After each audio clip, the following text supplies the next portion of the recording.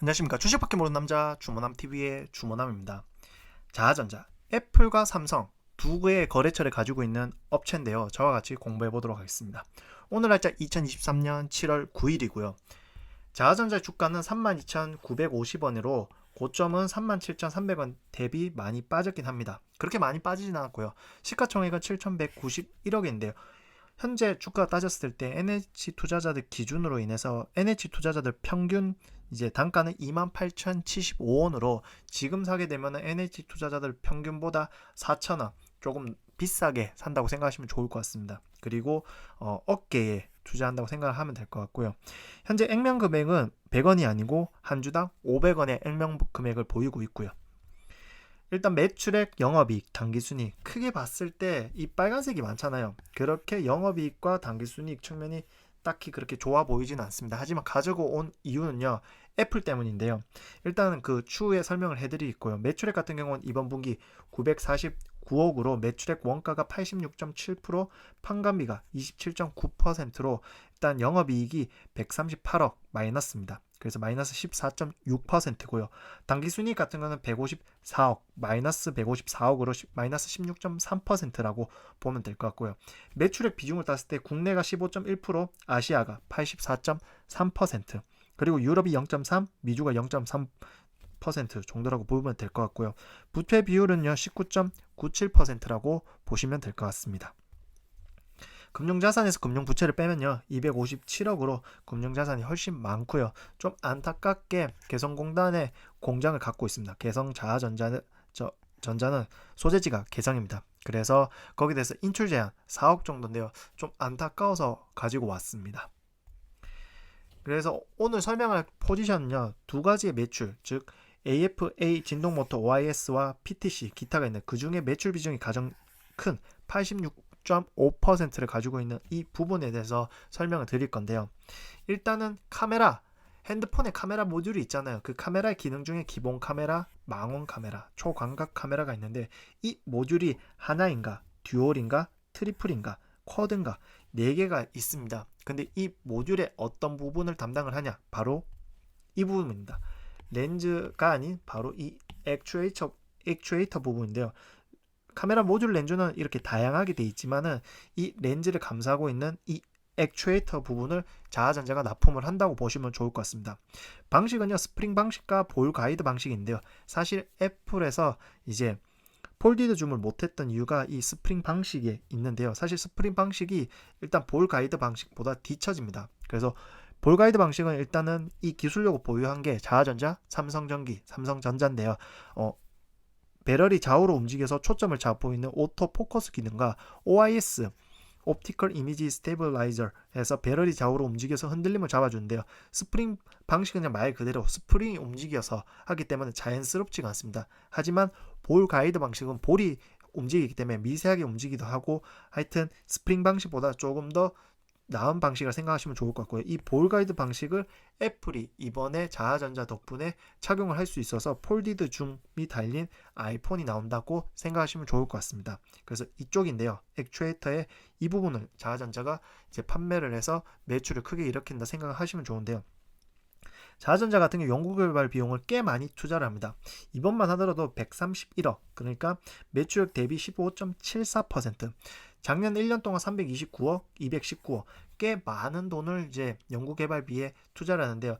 그 많은 연구개발 내용 중에 2019년도에 갖고 왔던 거는 이제 위 장치의 빛의 양을 조절함으로써 상황에 따라 최적화된 사진이나 동영상을 찍을 수 있으며 어두운 곳에 대조리기 상태로 밝은 곳에선 소조리기 상태로 빛의 양을 조절하며 상황에 맞게 최적화된 사진이나 동영상을 구현할 수 있는 이 기능인데요.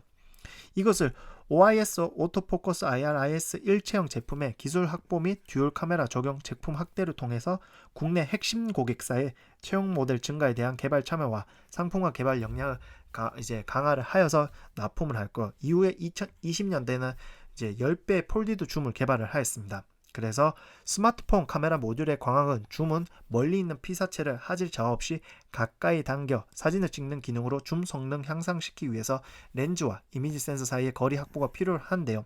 상기와 같은 공간적 이유는 카메라 모듈 크기, 즉 길이와 두께를 증가시키며 기존 카메라 모듈 제작 방식의 제품을 구현할 경우 소위 말해서 두께와 두꺼워져서 일명 카톡티 현상이 나오는데요.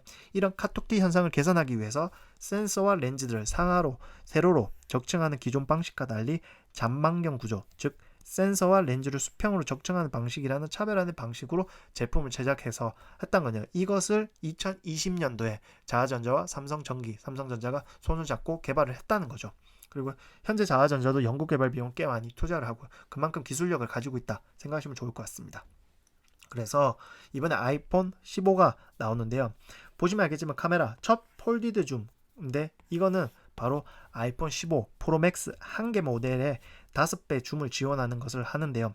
이것은 LG 이노텍이 제조를 해서 애플 여러 카메라 협력사 중 LG 이노텍이 단독 공급인데 사실 이기종 기자님이 적었을 때 액추에이터 공급을 LG 이노텍이 70%, 자화전자가 30%인데 사실 이 액추에이터 그러니까 폴디드 줌 이 잔망경 이 하는 액추에이터를 자화전자가 LG 이노텍에 주면 LG 이노텍이 이것을 이제 받아서 조립을 해서 납품을 하는 거거든요. 애플에. 그래서 이 액추에이터 그 5배 줌을 할 수 있는 이 잔망경 할 수 있는 거는 이제 이 기술력을 자화전자가 갖고 있기 때문에 이 액추에이터를 LG 이노텍이 준다라고 생각하시면 좋을 것 같고요.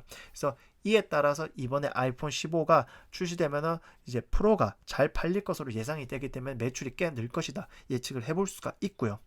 그래서 이에 따라서 카메라 신규 모듈 부품화해서 신규 시설 투자를 1910억 투자해서 했고요. 작년 2022년 4월 13일 날 투자를 해서 2023년 3월 30일까지 이제 완공을 했고 지금 열심히 만들어낸다고 생각하시면 좋을 것 같고요. 그래서 이제 이 트위터를 통해서 봤는데 아이폰 14 그러니까 모든 핸드폰 중에 가장 많이 팔린 게 아이폰 14 프로 맥스라는 거죠. 그래서 제가 볼 때 15 프로 맥스가 아무리 비싸더라도 잘 팔릴 것이다 라고 생각을 하게 되었습니다. 그리고 또 뿐만 아니라 삼성에 늘 납품을 하는데요. 삼성전기가 1인데요. 사실 11억 개, 이 작년 2022년 12월 10일 기사인데요. 1억 8,200만 대의 OIS 부품을 주문할 것으로 파악이 된다고 이제 삼성전자가 이제 주문을 한다고 파악이 된대요. 그 중에 자화전자는 2,400만 개를 담당을 하였고요. 그래서 1분기에 스마트폰 판매량은 약 6,260만 대로 이제 2022년 4분기에 비해서 7.7%로 증가했지만 2분기는 이제 출하량 5,500만 대로 전분기 대비 9% 감소를 했다. 왔다 갔다 하지만은 자화전자는 삼성전자와 애플에 납품을 한다. 이게 주 포지션을 이제 포인트를 잡고 가시면 좋을 것 같습니다. 근데 이제 제가 이제 약간 의구심이 생겼던 이 사채 부분은 좀 이제 만약에 이거 마음에 들어서 투자라는 관심을 가져야 되는데요. 사채를 500억을 발행했습니다. 언제 하면 2022년 6월 11일에서 2023년 5월 10일인데요. 이 중에 콜옵션이 있습니다. 이 콜옵션은 취득금액가 최대 200억 중에 제3자가 될 수 있는 자가 별도의 제한 누가 콜옵션을 행사할지 적혀져 있진 않는데 최근에 이제 이거 콜옵션 행사하려면 기간이 있잖아요. 2022년 6월 11일에서 2023년 6월 11일 이 사이에 행사를 했어야 됐습니다. 그리고 이것을 사채를 발행을 하고 나서 보시면 알겠지만 금액도 조정을 이제 시가 하락에 의해서 조정을 21,531원에서 2893원으로 조정을 했는데요. 누가 이제 이 사채 콜옵션을 행사했냐? 일단 먼저 200억 중에 40억 아까 콜옵션이 200을 할 수 있다 그랬잖아. 그 40억을 누가 했냐? 바로 이 김찬용이라는 분이 행사를 했습니다. 아시다시피 이 김상명 씨가 회장님입니다. 회장님이고 이제 김창룡 씨가 현재 사장인데 아들입니다. 그래서 회장님이 아들한테 40만 주를 증여를 하였고요. 그래서 40만 주고요. 이번에 콜옵션 즉 2021년 6월 11일 날 사채를 발행했는데 이 언제 행사했냐면 2022년 11월 21일 그래서 대금 지급을 2022년 12월 12일 날 하겠습니다. 그래서 이에 따라서 김창룡 씨가 이번에 40억에 대해서 19만 1,451주를 이제 콜옵션을 행사를 하였고요. 그러면은 160억이 남잖아요. 그럼 160억은 어떻게 되냐? 바로 또 이어서 나노테크가 160억을 행사해서 일단은 이제 127만 주를 갖고 있는 거 플러스 76만 5,806주가 되었습니다. 그거 더 이제 기존의 127만 주에 더하기 76만 5,806주가 더해지는 거죠. 근데 이 나노테크는 어떤 기업이냐? 바로 김찬용 씨가 대주주로 있는 기업입니다. 나노테크는 76.09%로 김찬용 씨가 가지고 있고요. 이 나노테크는 자화전자 주식을 127만 주를 갖고 있는데 이번에 160억을 행사를 해서 플러스 76만 5,806주를 더 플러스 하게 되었고요. 여기서 미래한 코리아를 또 보셔야 되는데 이것을 이제 하나의 표로 본다면요. 바로 이 상태입니다. 뉴스토마토 자아전자 경영권 승계로 오버행 우려 불식 이 22년 5월 20일 기사인데요. 보시면 알겠지만 김창룡 대표가 나노테크를 100% 이제 특수관계 포함해서 100%를 갖고 있고요. 나노테크는 미래한 코리아의 대주주입니다. 46.2%를 가지고 있고요. 이 담보는 제가 찾지를 못해서 밑에 걸 참고를 한다면요. 23년 3월 30일 기준으로 김상영 씨 회장은 이제 지분율이 19.08% 갖고 있고 김창룡 씨는 2.75%, 그리고 나노테크 비중이 9.47, 미래한 코리아가 8.66%를 가지고 있다는 것을 볼 수가 있고요. 최근에 미래한 코리아 유상 감자로 인해서 미래한 코리아가 180만 주에서 130만 주로 줄었습니다. 그래서 결론적으로 보시면 알겠지만은 이와 같습니다. 김상명 씨는 46년생, 그리고 김창룡 씨는 85년생이다. 사실 2021년 12월 31일까지 김창룡 씨가 자아전자에 대한 지분이 거의 아예 없었습니다. 보이지가 않잖아요.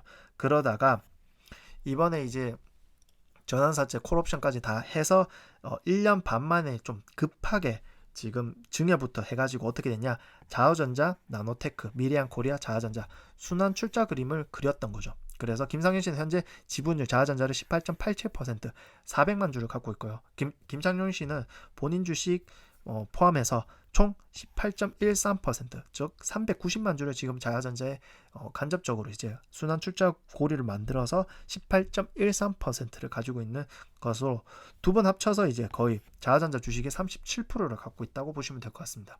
김상윤 씨 같은 경우에는 아시다시피 2021년 3월 달에 정기주총에 선임이 됐고요. 학벌로 봤을 때는 강남대학교 경제학과, 한양대학교 경영학 석사로 봤을 때는 이제 그렇게 막 기대가 좀 되지는 않지만은 어쨌든 그 전에 이제 연구개발을 꽤 많이 투자를 하고 회장님이 살아 계시기 때문에 기술력으로는 이제 문제가 없지 않을까. 뭐 단기적인 관점으로, 장기적으로는 어떻게 될지 모르겠지만 어쨌든 이 순환 출자 고리가 만들어졌고 앞으로 어떻게 될지를 한번 보셔야 될 것 같습니다.